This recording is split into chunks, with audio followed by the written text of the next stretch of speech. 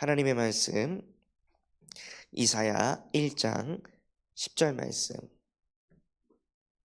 한 절 말씀을 다 같이 합독하겠습니다. 너희 소돔의 관원들아, 여호와의 말씀을 들을지어다. 너희 고모라의 백성아, 우리 하나님의 법에 귀를 기울일지어다. 아멘. 이 말씀 가지고 듣는 기도라는 제목으로 하나님께 예배하도록 하겠습니다. 하나님께서 완전히 무너져가는 이 이스라엘 백성들에게 뭐라고 말씀하셨냐면요, 이렇게 노력해라 저렇게 노력해라 라고 하지 않았고, 말씀을 좀 들어라, 내 법에 귀를 좀 기울여라. 자꾸 딴 소리 듣고 딴 얘기 듣고, 그러니 딴 생각할 수밖에 없고, 다른 선택할 수밖에 없고, 다른 행동을 할 수밖에 없고, 하나님 자녀의 삶이 아닌 이상한 삶을 살아가니까요, 하나님께서 이스라엘 백성들에게 여호와의 말씀을 들을지어다, 여호와의 법에 귀를 기울일지어다 라고 말씀하고 계십니다. 그런데 많은 사람들이요, 어떤 상태에 있냐? 듣지 못하는 상태에 있습니다.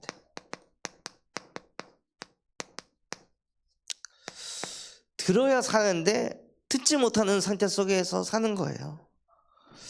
왜 말씀을 듣지 못할까요?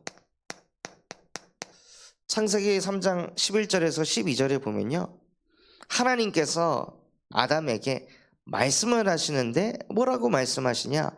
아담아, 누가 너에게 벌거벗었다고 알려주었느냐 하고 하나님께서 아담에게 말씀하십니다. 그리고 누가 선악과를 너에게 먹으라고 했냐 하고 하나님이 아담에게 질문하셨는데요, 아담이 왜 벗고 있는지 하나님께 대답을 안 합니다. 왜 안 할까요? 들킬까 봐. 자기가 지금 매우 이상한 상태라는 것을 들킬까 봐요. 사람들이 왜 말씀을 안 들을까요? 들킬까 봐요. 감추고 있는 그 흑암 덩어리를 들킬까 봐. 내가 얼마나 나밖에 모르고, 내가 얼마나 물질을 쫓아가고, 내가 얼마나 성공 중심이고 인본주의를 쓰는 그런 인간인지 들킬까 봐 사람들이 복음 듣기를 싫어합니다. 안 그래도 내 인생이 힘든데 메시지에서 내가 얼마나 마귀의 자녀인지, 얼마나 죄덩어리인 인간인지 막 들춰내니까 그거 들킬까 봐 듣지 못하는 상태 속에 있는 거예요. 그래서 들킬까 봐 진리 앞에 못 서게 하는 거예요. 또 하나님께서 아브라함을 통해 무엇을 보게 하셨냐면요, 가뭄이 아브라함에게 찾아오니까 아브라함이 먹고 살기 위해서 애굽으로 내려갑니다. 뭐 먹고 살려고 애굽으로 내려가는 것까지 그렇다 치는데, 그 속에서 자기 와이프를 옆에다 두고, 당신은 너무 아름다우니까 당신 남편이라고 하면은 아마 나를 죽이고 당신을 아내로 이렇게 데리고 갈 거다. 그러니 누이라고 하자 하고 무엇을 얘기하냐면요, 내 입장을 얘기하는 거예요. 사람들이 대화를 할 때 왜 소통이 안 돼요? 내 입장만 말하니까. 지금 내가 이렇게 힘든 상황이야, 내가 이렇게 어려운 위치에 있어, 그러니 너가 나를 이해해야 돼, 그러니 네가 내 말을 들어줘야 돼 하고, 모든 사람들은요 다 내 입장이 가장 중요하다고 생각합니다. 그래서 내 입장만 자꾸 얘기하고 내 입장만 자꾸 주장하니까 갈등이 일어날 수밖에 없는 거예요.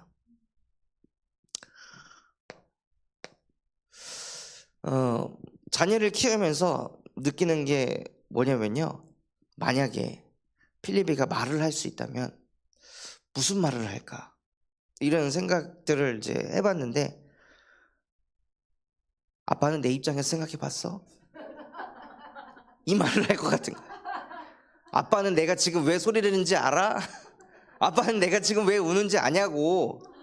그거 알지도 못하면서 그만 좀 울어, 그만 좀 뗐어, 왜 자꾸 나를 막아? 그러니까 그 아이의 입장 생각하지 않고 제 입장만 생각하고 떼쓰는 거, 소리 지르는 거, 뭐 집어 던지는 거, 없는 거, 그런 것만 내 입장에서 생각하고 내가 불편하고 내가 듣기 싫고 내가 짜증나니까 이 아이의 입장을 전혀 듣지 않는 거예요. 그러니까 이거를 묵상해 보니까요, 왜 애들이 사춘기가 오면은 부모를 못 잡아먹어 안달인지 이제야 좀 알 것 같다. 말 못할 때 하도 무시당하고 막 자기 입장 헤아려지지 않고 늘 그 부모는 말 좀 할 줄 안다고 자기 마음대로 막 컨트롤하고 핸들링 해가지고 이게 애들한테 쌓이고 쌓여가지고 말 좀 할 줄 알고 지성 좀 트였을 때 그때 부모를 막 잡아먹으려고 하는구나. 엄마가 뭘 알아, 아빠가 뭘 알아 하고, 그게 어렸을 때부터 쌓여가지고 그 나중에 이제 말을 하게 됐을 때, 지성이 생겼을 때 터져 나오는 거구나. 너무 어렸을 때부터 이게 억울한 게 막 눌려가지고 쌓여갖고 사춘기 때 애들이 폭발하는구나. 그리고 폭발하고 이제 성인 되면 이제 건드리지도 못할 정도로. 왜냐면요, 부모도 다 내 입장만 생각하고 자녀도 다 내 입장만 생각하니까 이게 하나가 될 수가 없는 거예요. 가족임에도 불구하고 더 그 가족 안에서도 내가 이 가정을 위해 얼마나 내가 희생하고 있는지 헌신하고 있는지 다 서로의 입장만을 생각하니까. 또 왜 상대방의 이야기를 듣지 못하고 하나님의 말씀을 듣지 못하면요, 하나님께서 아브라함에게 말씀하셨습니다. 아브라함아, 너는 복의 근원이 될 거다. 네 자식들이 하늘의 별과 같이 많게 될 거다 라고 하나님께서 아브라함에게 막 축복을 쏟는데, 그런데 난 자식이 없습니다. 하나님께서 보좌의 축복을 쏟아 붓는다고 하는데 아브라함은요, 여전히 내 상처에 잡혀 있는 거예요. 그러니까 메시지가 안 들리는 거죠. 그럼 뭐예요? 자녀가 없는데. 아니, 복 준다고 하면 뭐예요? 나는 지금 여전히 이게 없잖아요. 현실은 현실이잖아요. 상황은 상황이잖아요. 근데 말씀에서 그렇게 막 뭐 보좌의 축복을 준다느니, 시공간 초월로 역사한다느니, 23741 빛을 나에게 준다느니, 그럼 뭐예요? 내 현실은 아직도 그런데, 내 상황은 아직도 변하질 않는데. 그러니까 내 상처만 딱 잡고 있으니까요, 하나님께서 축복을 쏟아 붓는다고 해도 다 튕겨나가는 거예요. 그거를 붙잡으면은 지금 내 수준으로는 이 현실 문제가 어떻게 안 되는데, 그것을 붙잡을 때 전능하신 하나님께서 내 삶 속에 그때부터 역사하시는데요, 수많은 사람들이 내가 가지고 있는 그 상처 때문에 얻어 걸려가지고 메시지를 못 듣는다니까요. 그러니 서로가 서로의 상처만을 얘기하고, 그러니까요, 소통이 안 되는 거예요. 이 상태 속에 있는데 사람들은 무엇을 하냐면요, 이 상태 속에서 들어주지는 못할 망정 늘 뭔가를 주장하고 막 상처 얘기하는데 거기다가 답만 주려고 하고 들어주질 못하는 거예요. 왜? 상대방의 상처 나한테 들어올까 봐 못 들어주는 거예요. 바로 그 생각 뜯어 고치려고, 바꾸려고. 상처를 말하고 있는 사람한테 예수 그리스도께서 끝내셨는데 왜 아직도 상처 잡니? 그 메시지 하면은 과연 그게 복음으로 들어갈까요? 복음을 듣는데도 듣는 사람 입장에서는 이 사람은 맨날 나한테 주장만 하네, 맨날 나한테 답만 주려고 하네, 내 말을 안 듣는네, 이런 걸 느낀다니까요. 분명히 복음을 전해줬는데 그 듣는 사람한테는 복음이 아닌 거예요. 그러니까 들을 수 없는 상태에 있는데, 복음이라는 것을 지금 내가 말했을 때 들을 수 없는 상태인데 거기다가 복음을 내가 전한다고 해서 복음이 들어가는 게 아니거든요. 그 상태를 전혀 보지 못하고 사람들은 그냥 복음으로 주장하고 답만 주려고 하니까 뭐가 일어나냐면요, 대화가 안 되는 거예요. 대화가 안 되니 소통이 안 됩니다. 사람이 대화가 안 되고 소통이 안 되잖아요. 그러면은 그 사람에게는 무엇이 생기냐? 마음의 병이 생깁니다. 마음이 병들어 있으니 더 못 듣는 상태가 되는 거죠.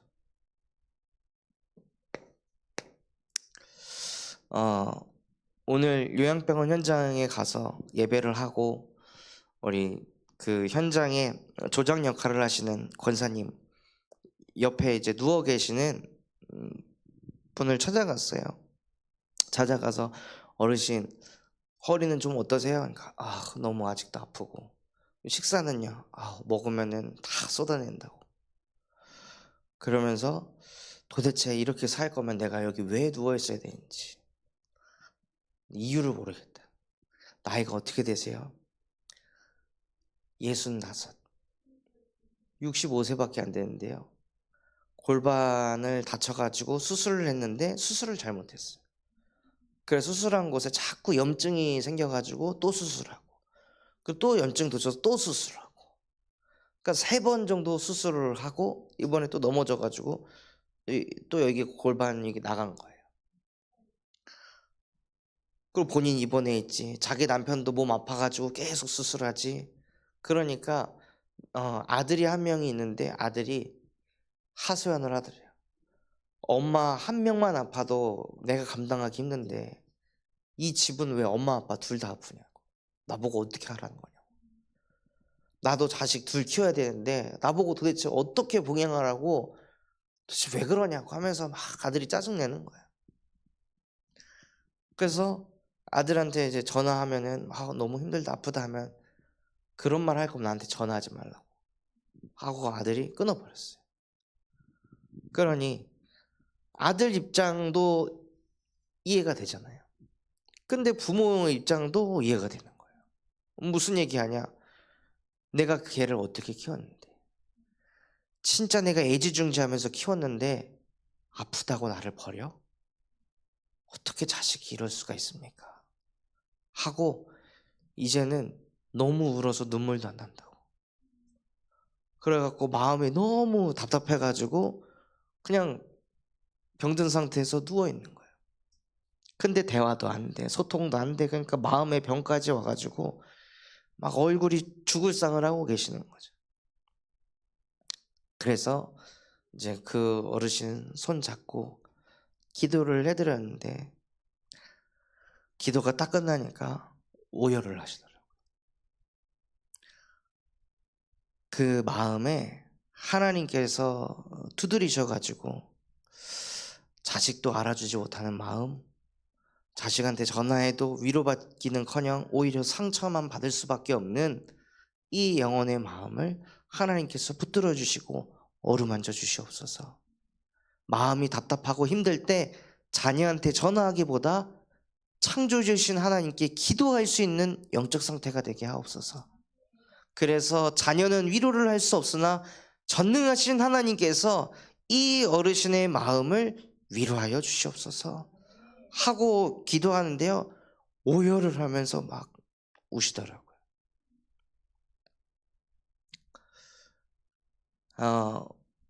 저는 그분에게 찾아가서 기도만 하고 가려고 했거든요. 그런데 그분이 얘기를 하는 거예요. 그래서 많은 사람들이 듣지도 않고 기도해 드릴게요, 잘라버려요. 근데 그 잠깐 들어주고 기도해 드리고, 어느 교회냐고. 군산 참소망교회라고. 군산에서 여기까지 왔냐고. 내 아들이 군산 산다고. 그러시냐고. 그러면 전도 대상자 생기는 거잖아요.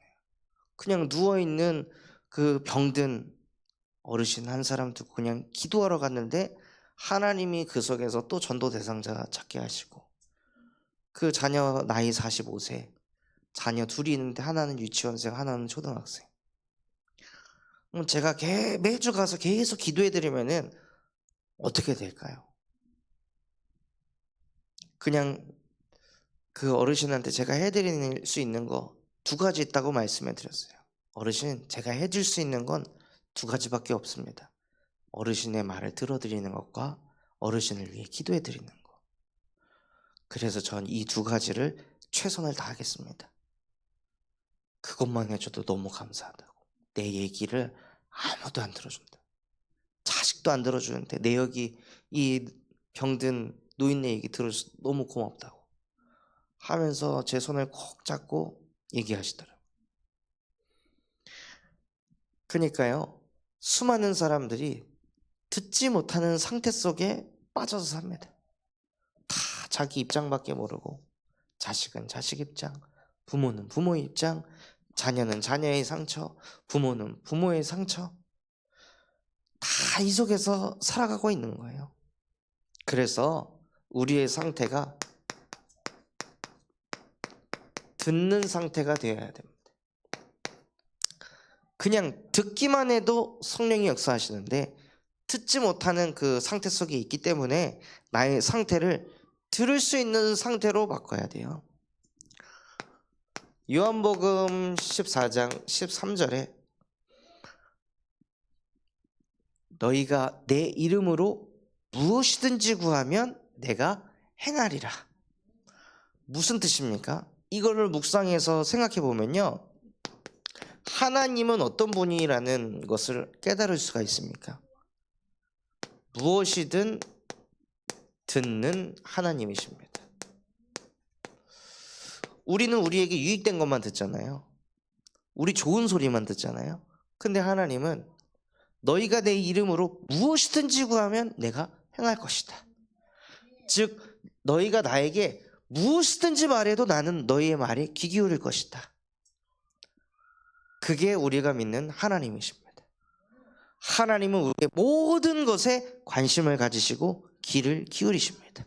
저것도 쓸데없는 소리 하네 하고 차단을 하는 게 아니라 쓸데없는 말을 하건 상처 붙잡고 얘기하건 동기를 가지고 얘기하건 하나님은 우선 들으신다는 거예요. 그래서 이 들으시는 하나님께서 빌립보서 4장 6절에서 7절에는 뭐라고 말씀하셨냐면요, 아무것도 염려하지 말고 다만 모든 일에 기도와 간구로 너희 구할 것을 감사함으로 아뢰라고 하셨습니다. 즉 우리가 겪는 모든 일을 소통하라는 거예요. 모든 일을 하나님께 소통하면 뭐가 오죠? 너희의 마음 생각을 지키시리라. 평안이 옵니다. 정말 기도라는 것을 해보시면요, 마음이 답답하고 힘들 때 주님, 제가 지금 마음이 너무 답답합니다. 하나님, 제가 지금 너무 감당할 수 없는 일을 만났습니다. 라고 그냥 하나님께 소통만 해보세요. 이상하게 평안해집니다. 그 안에 있는 걸 나 혼자 막 쌓아두고 내가 이걸 감당하려고 하는 게 아니라 하나님, 저 못하겠어요. 저 좀 도와주세요. 라고 그냥 하나님께 소통만 해도요, 이상하게 내 영이 평안해집니다. 왜냐?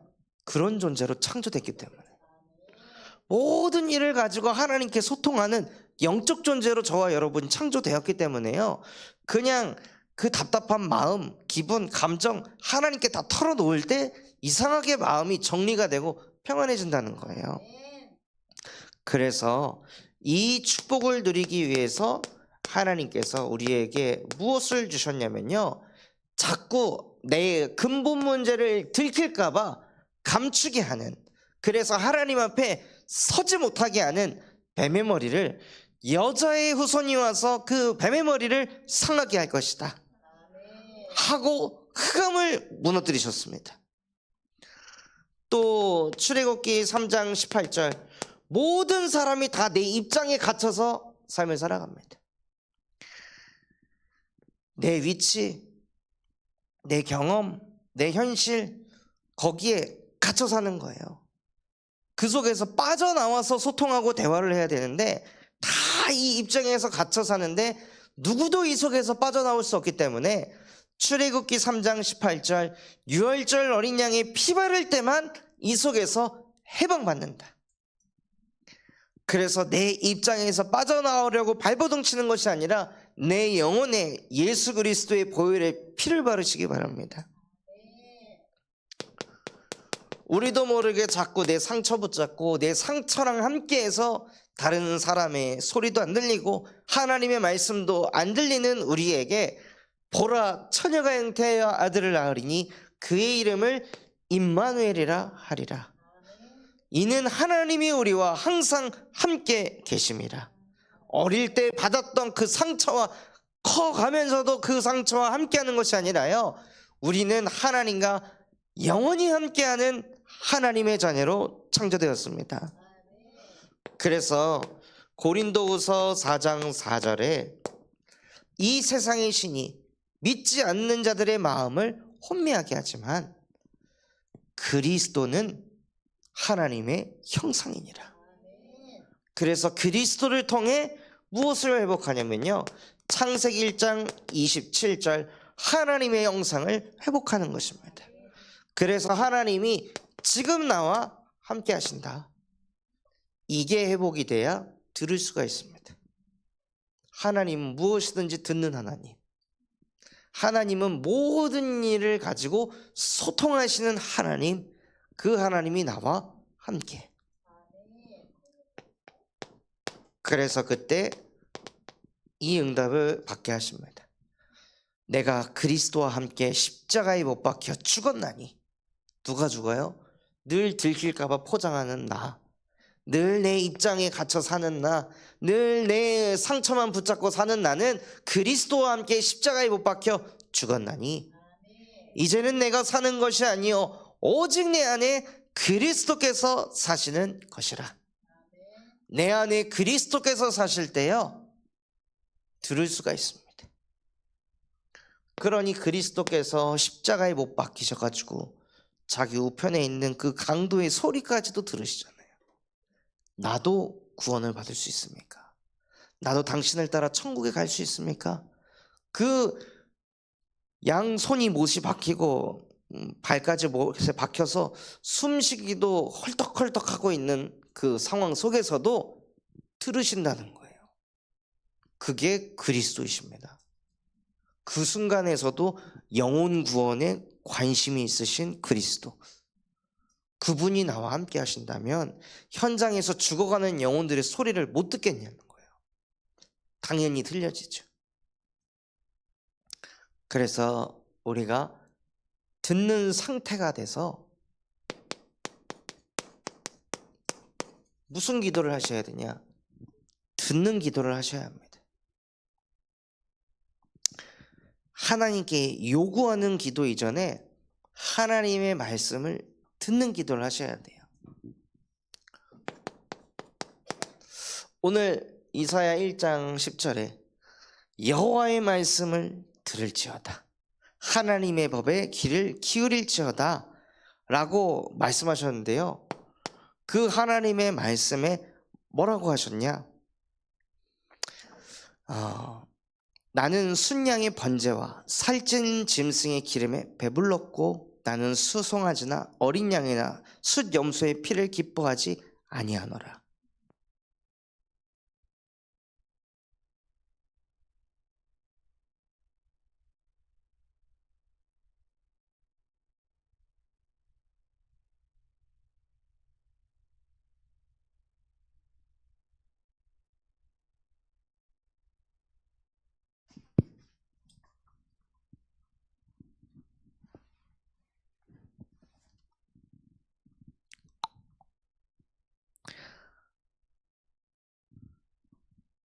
우리도 모르게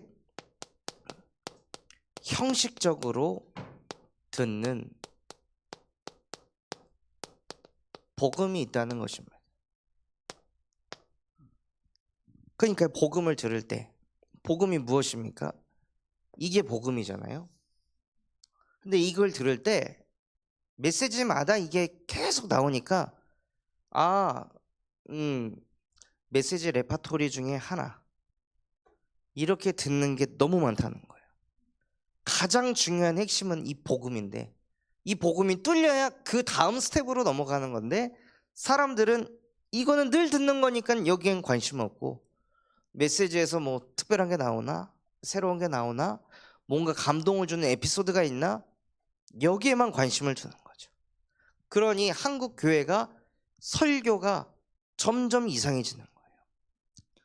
복음은 그냥 쓱 지나가고 사람들 마음을 움직일 수 있고 주무를 수 있는 그런 감동적인 설교, 많은 깨달음을 주는 메시지 이런 거를 계속 생각하니까는 목사님들이 더 책을 많이 읽고 더 성경을 주석, 2주석, 저주석 막 찾아가지고 성경 말씀을 한 단어 막 쪼개가지고 의미를 부여해갖고 성경 강해를 하고 그러니 사람의 근본은 하나로 바뀌지 않고 여전히 자기밖에 모르고 물질과 성공밖에 모르는 기독교인들이 너무 많은 대한민국이 되었고 전 세계의 흐름이 되었습니다. 그래서 하나님께서는 무엇을 듣길 원하시냐면 너희가 그 듣는 그 복음 그것이 형식적인 복음이 아니냐, 정말 나를 살리고 치유하는 복음이 맞냐, 그게 아니라면 나는 너희가 나한테 드리는 예배 받고 싶지 않다 하고 하나님께서 우리에게 말씀을 하고 계십니다.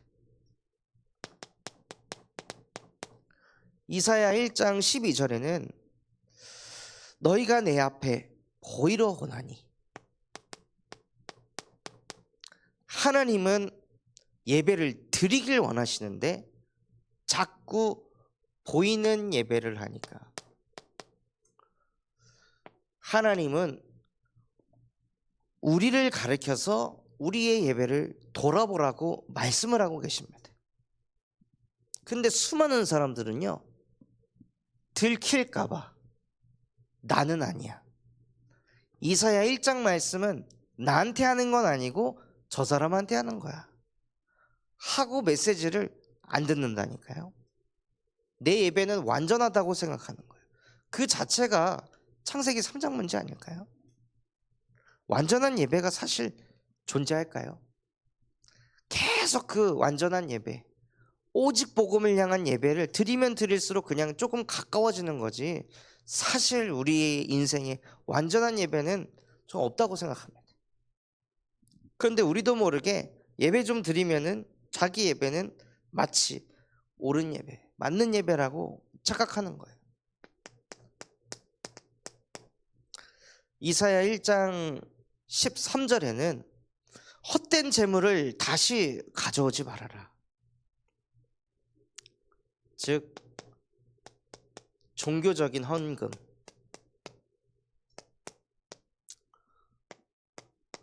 내가 중직자니까, 내가 렘넌트니까, 내가 뭐 교역자니까 하나님께 해야지 하는 그 종교적인 헌금, 그거 나한테 가져오지 마라. 헌금 하나를 해도 1,000원을 한다 할지라도 정말 하나님 앞에 중심을 담아서 나한테 드려라 하고, 하나님은 헌금의 액수에 대해서 뭐라고 하시는 것이 아니라 헌금을 드릴 때 우리의 중심이 어디 있냐 이거를 말씀하고 계시는 거거든요. 그냥 아무 생각 없이 저 헌금 안에다가 헌금 봉투를 던져 넣는 것이 아니라 정말 그 헌금을 두고 기도하면서 이 헌금이 하나님이 기뻐하시는 헌금 되게 하시고 정말로 이 헌금이 현장에 죽어가는 영혼들을 살리는 빛의 경제가 되게 하옵소서 하고 기도하면서 헌금하길 바라십니다. 또 이사야 1장 15절에 하나님께서 뭐라고 말씀하셨냐면요, 너희가 많이 기도할지라도 내가 듣지 아니하리니. 왜 그러실까요? 하나님의 말씀은 듣지도 않으면서 요구만 하는 기도를 하는 거예요. 오후 예배 때 우리 사무엘 목사님 말씀하셨던 때만 쓰는 기도만 하는 거죠. 하나님이 내게 주시는 메시지는 하나도 안 들으면서 그건 관심 없고 그냥 오직 내 입장 가지고 하나님께 요구만 하는 거예요. 이렇게만 해주시면 내가 이렇게 하겠습니다. 이런 수준의 기도만 하고 있으니 하나님이 자기 눈을 가려서 내가 너의 기도를 듣지 않겠다. 혹 하나님께 기도했는데 응답이 계속 오지 않는다면요, 하나님이 나에게 메시지를 주고 계시는 겁니다. 또 이사야 1장 16절에는 많은 사람들이 분위기 때문에 예배하고 누가 이렇게 등 떠밀어서 예배하니까요, 하나님은 스스로 예배하라고 우리에게 메시지를 주고 계십니다. 누가 시키지 않아도, 누가 보지 않아도 스스로 예배하고 스스로 기도해라.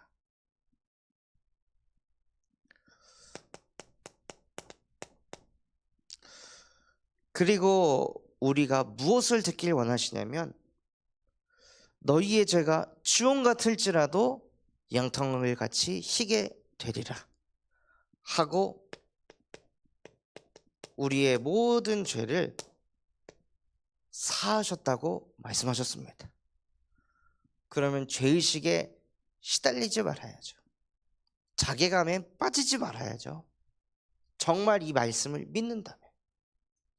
그리고 이게 내게 부딪혔다면요, 우리 또한도 무엇이 되어야 하냐?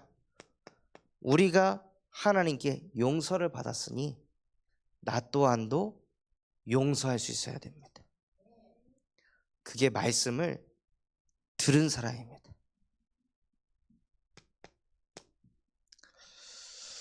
그래서 야고보서 2장 22절 말씀은 같이 한번 보겠습니다. 야고보서 2장 22절.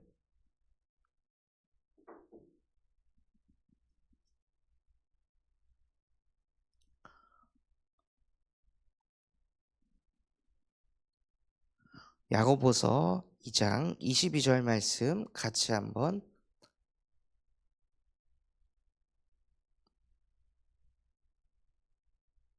합독해 보겠습니다. 내가 보거니와 믿음이 그의 행함과 함께 일하고 행함으로 믿음이 온전하게 되었느니라. 아멘. 우리가 정말 하나님의 말씀을 들었다면 이 모든 것을 다 알아는 것은 아닙니다. 이 중에 하나라도 내 삶 속에 행함이 있어야 완전한 믿음을 만든다고 하셨습니다. 그래서 진짜 듣는 기도가 무엇이냐? 하나님이 내게 주신 말씀 가지고 그것을 기도하면서 실제 내 삶 속에 행하는 것입니다. 그게 믿는 사람입니다.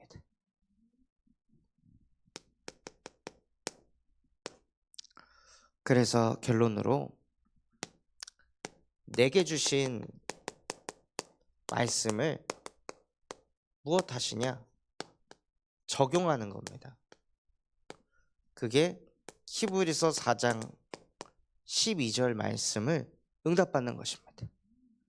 하나님의 말씀이 살아있고 활력이 있어서 실제 형식적으로 내가 복음 듣는 이 예배 시간이 치유가 일어나고, 나도 모르게 자꾸 사람들에게 보여지는 기도, 보여지는 대표 기도, 뭐 이런 생각 속에서 나를 해방시키시고, 종교적인 헌금이 치유되고 하나님의 말씀을 들을 수 있고 나 혼자 스스로 하나님께 예배해야겠다라는 마음을 주시고 실제 그 시간을 갖는, 그때 진짜 이 히브리서 4장 12절 말씀이 성취되는 시간입니다.